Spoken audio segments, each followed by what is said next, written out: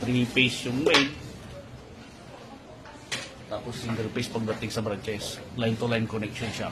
Wala kang makikitang neutral or kaya grounding bus bar. Kaya ang problema dyan, pag tignan nyo, tignan dalawang wire yung branch. Dapat sana may grounding yan.